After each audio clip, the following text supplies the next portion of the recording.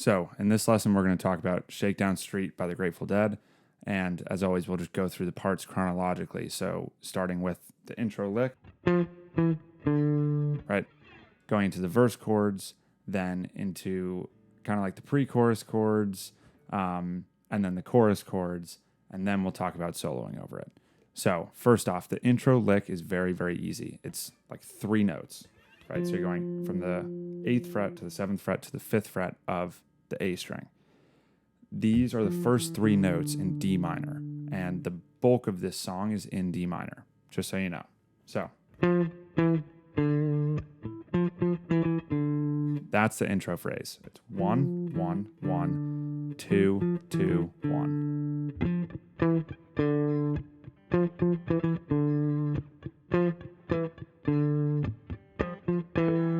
Then when it comes into the verse, you'll hear them do something like this. So what's going on is you're kind of cutting that last little bit of the intro lick short. So you're playing those both twice, and then you're going like that. That leads into the G. The G is the first chord of the verse, and this note comes directly from that G chord, right?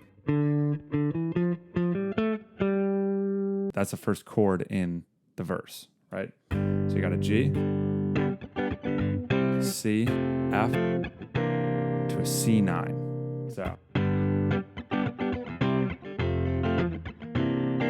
the C9 chord, you're basically playing like a C7 shell voicing, I guess you could call it. So you got the 1, you got the 3, you got the flat 7 here, and then your ring finger's going to bar down on the 3rd fret of the B string to get that 9 sound. So then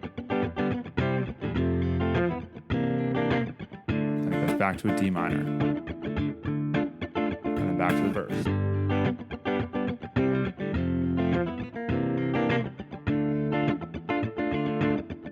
And this goes into that pre-chorus part, which sometimes I'll see it as an F major 7. I play it as just an F major up here.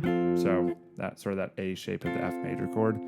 If that doesn't make any sense to you, the cage system will definitely help with that. There's lessons on Tuff.Club about that, amongst all of these other things that I'm talking about. So the F is that first chord of the pre-chorus part. And it goes down to an E minor.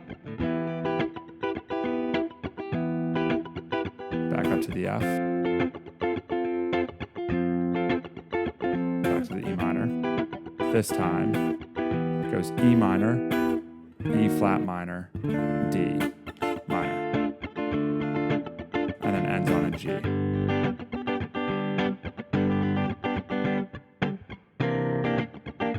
And then it's a little jam on that C9.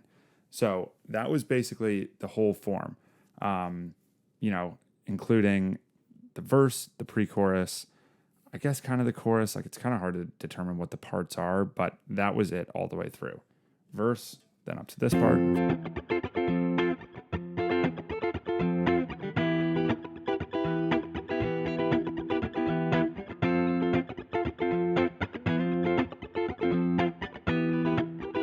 Right, then down to the D minor. Then to the G.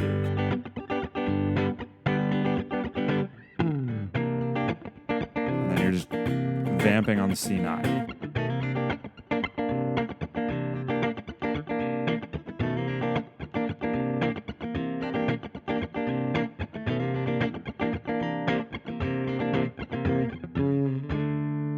And then to get back into that intro part, which is just that D minor chord, you're just doing chromatically from C, C sharp, D.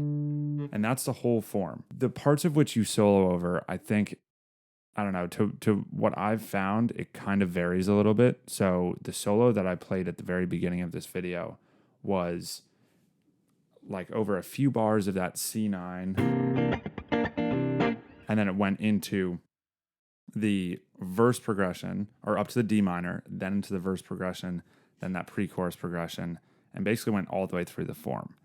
So when you're playing over the C9 chord, so I'm just going to cover all of the the sections for soloing.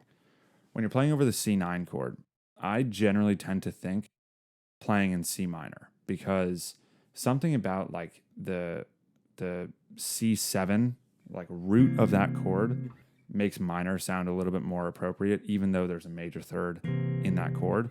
So I'll play in C minor, you know.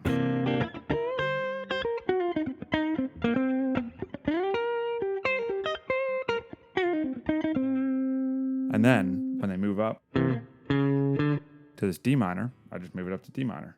So.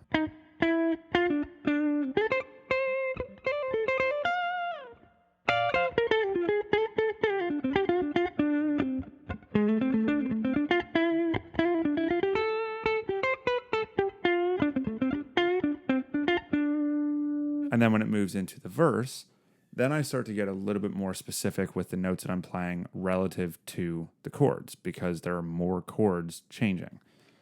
Now, if you're playing in this basic D minor pentatonic, there's a G chord right here, and there's a G major scale, G major pentatonic right there.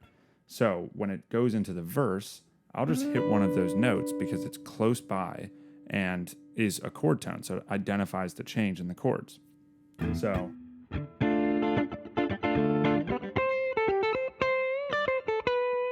right, one of these notes maybe from that A shape of the G chord.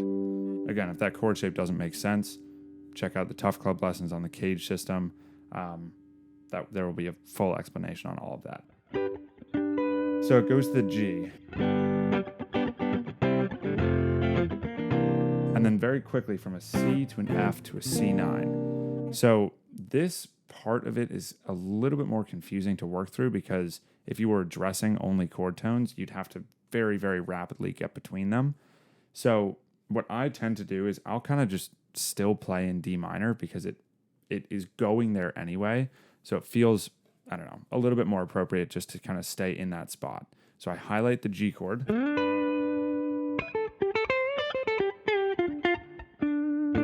And I kind of do that throughout the verse. When it gets to the F chord in that pre-chorus part, then I definitely want to address that.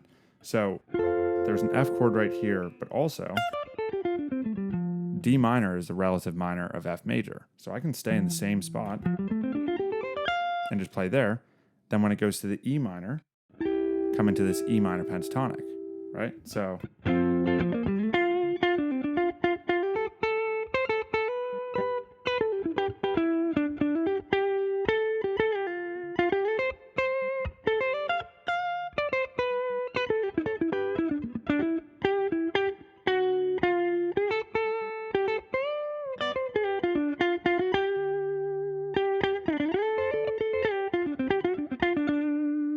right? And all I was doing there was over the F, playing an F major pentatonic, E minor, going to the E minor, then F major pentatonic, back to the E minor. And then when it went like that, I just went,